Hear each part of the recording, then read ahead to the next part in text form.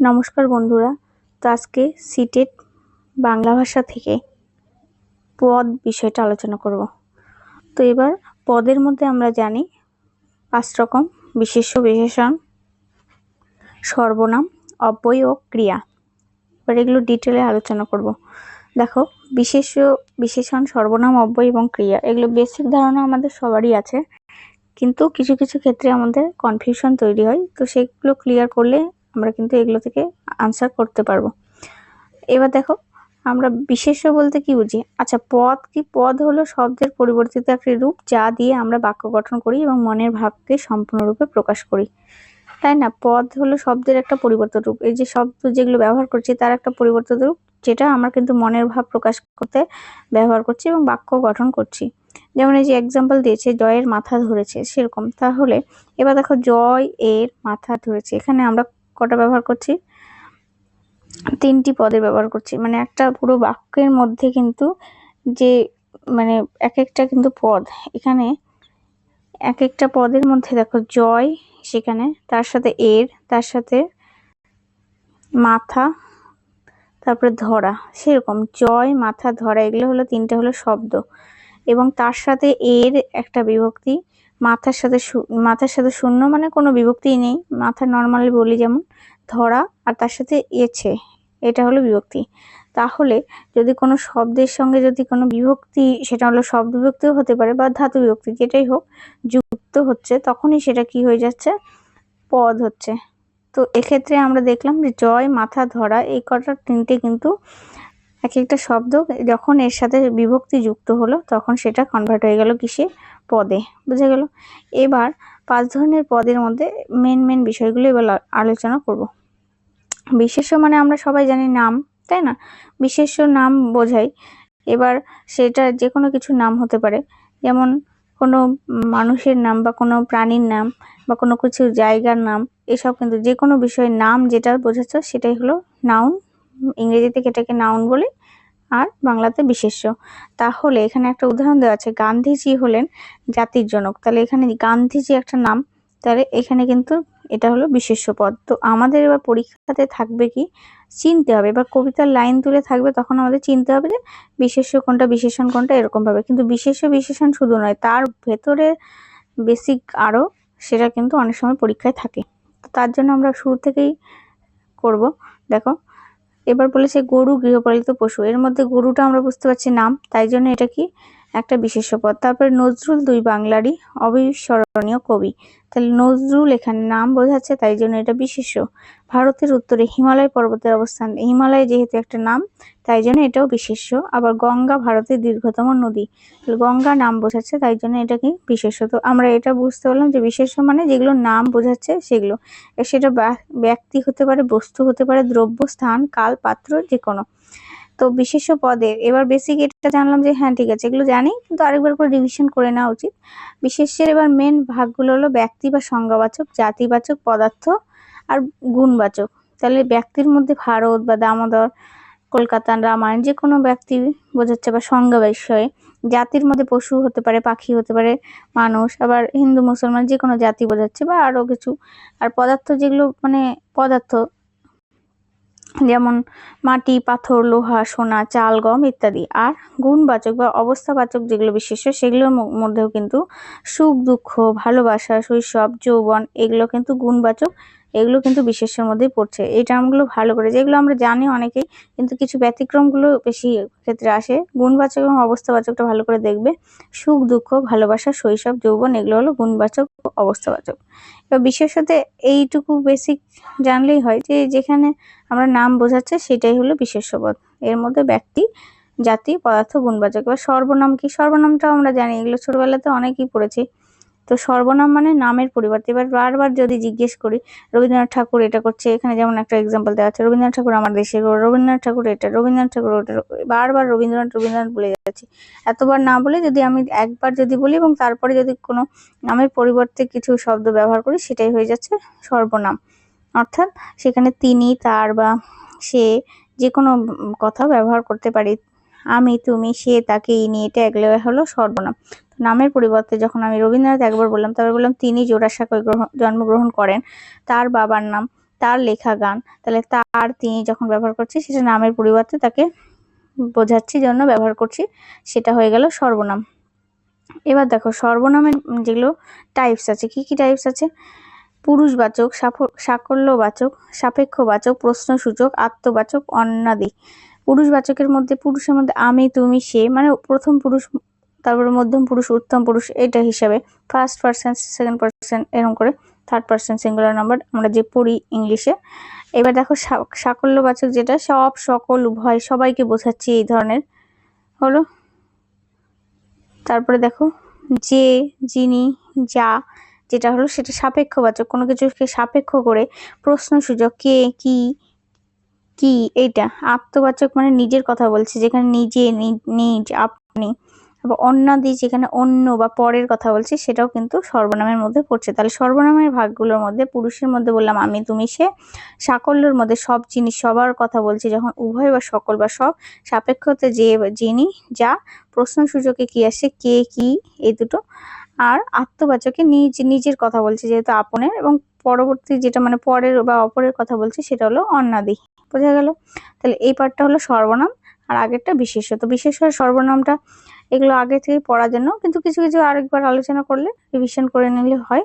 Main যেটা হলো বিশেষণ, সেটা আলোচনা করব। তো ব্যতিহারিকও আছে সর্বনামের কিছু মানে টাইপস এর মধ্যে। ব্যতিহারিকে আপনা আর আপনি এগুলো ব্যবহার করা হয়। সামীপ্য বোধকে এটা ইনি, আর পরোক্ষ বোধকে ওটা উনি। তো ব্যতিহারিকে আপনি, আপনা ব্যবহার করছি, সামীপ্য বোধকে বললাম এটা ইনি, আর পরোক্ষর ক্ষেত্রে ওটা উনি। এটা হলো। তারপর দেখো যেটা সেটা হলো বিশেষণ। তো বিশেষণ অর্থাৎ মানে বিশেষ্যর যেটা গুণ বা দোষ বোঝাচ্ছি হলো। এবার কোনো কিছু যদি গুণ বা দোষ, বিশেষ গুণ বা কোনো দোষ, যেটা মানে বৈশিষ্ট্য বোঝায় না আমরা যে কোনো কিছু।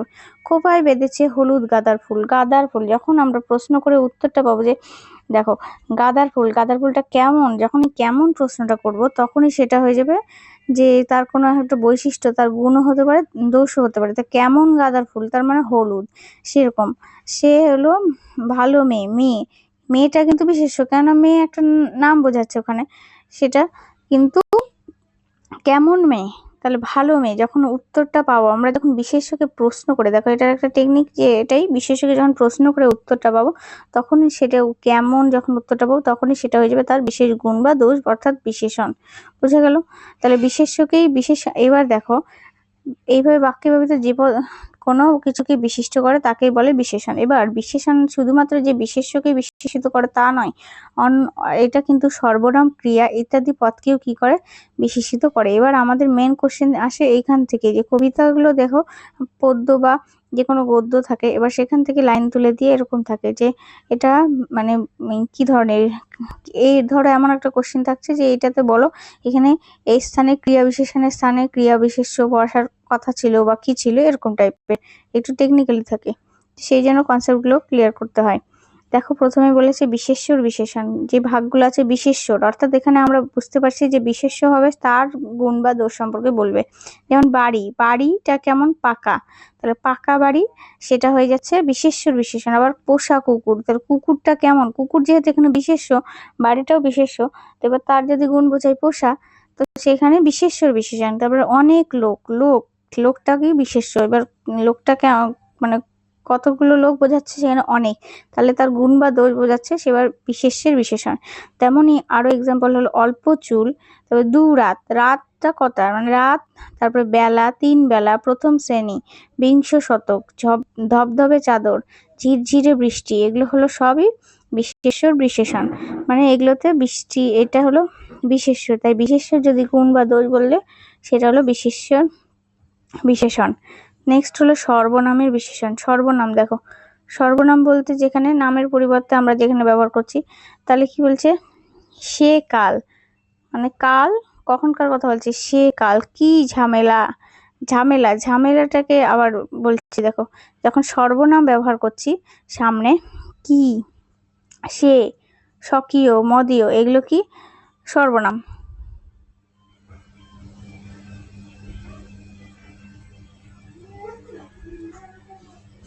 হলো। তাহলে এবার দেখো সে কাল, তো কি ঝামেলা, স্বকীয় বৈশিষ্ট্য, মদীয় বাসভবন, এগুলো কি ধরনের বিশেষণ? সর্বনামে। তারপর দেখো বিশেষণের আবার বিশেষণ, যেমন ধরো নাটক, নাটকটা কেমন? ভালো, ভালো হলো।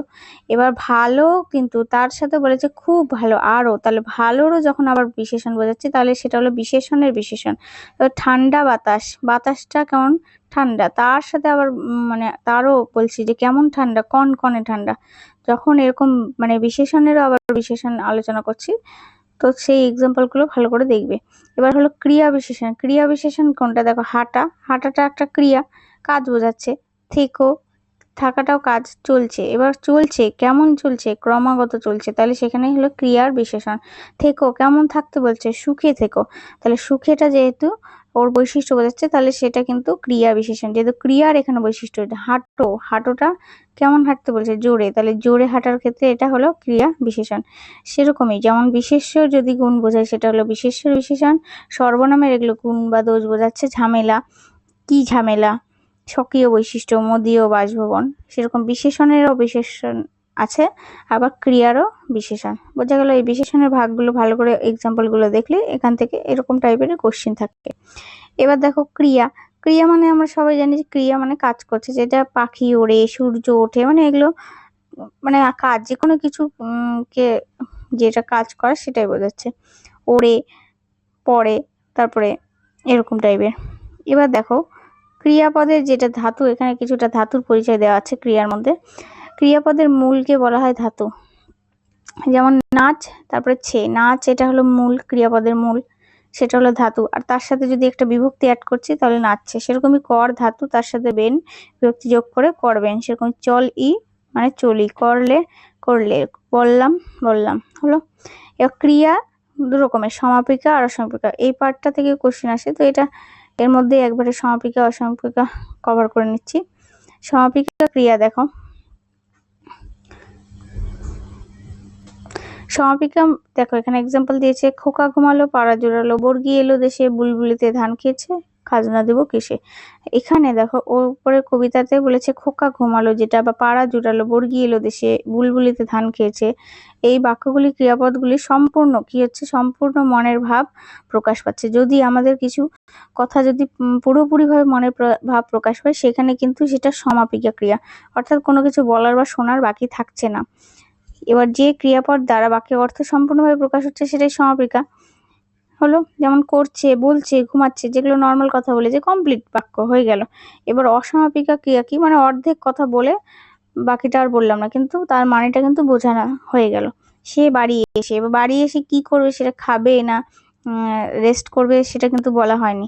সালাম মাঠে গিয়ে, সালাম মাঠে গিয়ে বল খেলবে না ক্রিকেট খেলবে না দৌড়াবে সেটা কিন্তু বলিনি, কিন্তু আমি বললাম যে সালাম মাঠে গিয়ে, তার মানে এখানে কিছুটা কিন্তু কথা আটকে আছে। তাহলে এখানে অসম্পূর্ণ, বাক্যের অর্থ কিন্তু অসম্পূর্ণ থেকে যাচ্ছে, তাই জন্য এটা হলো অসমাপিকা ক্রিয়া। অর্থাৎ খেয়ে, যে, মেরে, থামলে, থাকতে, এগুলো হলো অসমাপিকা ক্রিয়া। তো ক্রিয়ার মধ্যে দুটো পার্ট, একটা সমাপিকা এবং একটা অসমাপিকা ক্রিয়া। এবার হলো অব্যয়। অব্যয়টা কি? এখানে কয়েকটা এক্সাম্পল আছে। সুতপা মেধাবী মেয়ে কিন্তু ভীষণ অহংকারী, কামাল পড়তে বসলে এবং তপন খেলতে গেল। এবার দেখো আমরা ইংরেজিতে একটা পার্ট পড়ছি না, কনজাংশন, ইন্টারজাংশন, এরকম। তো এই কনজাংশন, ইন্টারজেকশন, এইগুলো কনজাংশন, এগুলোই কি? অব্যয়। এগুলোকে কি বলি আমরা? অব্যয়। অর্থাৎ মাঝখানে জোড়া, মানে ব্রিজ যেমন মাঝখানে দুটো সেতুর মাঝে জোড়া দেয়, সেরকমই অব্যয় এখানে কাজ করছে। যেমন দুটো বাক্য আসছে, সুতপা মেধাবী মেয়ে, এটা একটা বাক্য আলাদা, আর ভীষণ, সুতপা ভীষণ অহংকারী। এবার দুটো বাক্যকে যখন জুড়ে একবারে একটা মাঝখানে ব্রিজের মতো জুড়ে দিচ্ছি, সেটা কিন্তু অব্যয়। কামাল পড়তে বসলো আর তপন খেলতে গেল, ঠিক আছে, দুটো বাক্য কিন্তু আলাদা। যে কামাল পড়তে বসলো তপন খেলতে গেল, এবং এটা জুড়ে যখন দিলাম তখন কিন্তু সেটা হয়ে গেল অব্যয়। বোঝা গেল? তো এই হলো এরকমই অব্যয় কি কি আছে, কিংবা, এবং, কেননা, আহা, মত, তো, নচেত, কিন্তু, বরং, সুতরাং। তো এগুলো কিন্তু অব্যয় এর কাজ করছে। এবার অব্যয়কে কিন্তু প্রধানত তিনটি ভাগে ভাগ করা যেতে পারে। মেন পার্ট গুলো দেখো, ভাগগুলো থেকেই কোশ্চেন আসে। সংযোজক অব্যয়, আবেগসূচক অব্যয়, আলংকারিক অব্যয়। এবার সংযোজক অব্যয় কোনটা?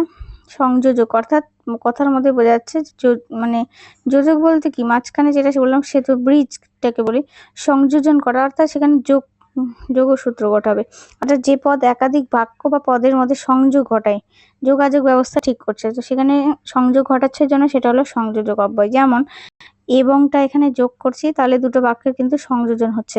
আমি ভুটান যাব এবং 3 দিন থাকবো।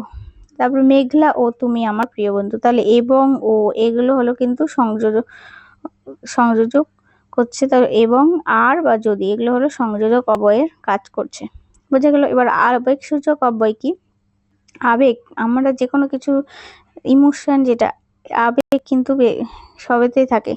তো এই ইমোশন, আবেগটা যখন কিছু একটা দেখছি, বাহ কি সুন্দর, এই কথাটা বলার সময় যে বাহ বলে যে মানে আবেগটা বেরোলো, বা ইস এটা একটুর জন্য ট্রেনটা ধরতে পারলাম না, মানে ইস কি এরকম একটা, বা তো এরকম কি ঠান্ডা, হাই, এরকম যে কথাগুলো বলছি সেগুলো কিন্তু একটা আবেগ বোঝানোর জন্য বলছি। তো এই বাহ, ইস এগুলো কিন্তু আবেগ প্রকাশ করা হয়েছে, তাই জন্য এগুলোকে বলছে আবেগসূচক অব্যয়।